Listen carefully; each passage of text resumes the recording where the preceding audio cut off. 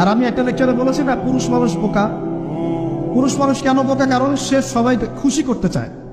সে চায় মা সুখে থাক, বোন সুখে থাক, স্ত্রী সুখে থাক, যদি আরো স্ত্রী থাকে ও সুখে থাক, সন্তানরা সুখে থাক, সবাই ভালো থাক।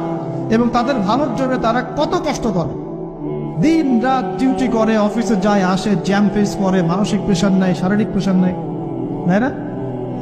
অথচ এই কষ্ট কিন্তু মহিলারা বোঝে না। বোঝে? সবাই বোঝে না। আছে অনেক ভালো স্ত্রী আছে, কিন্তু সবাই কিন্তু বোঝে না। মনে করে যে পুরুষ মানুষ মনে হয় ভোগবাদী, খালি মেয়েদেরকে ভোগ করতে চায়। অথচ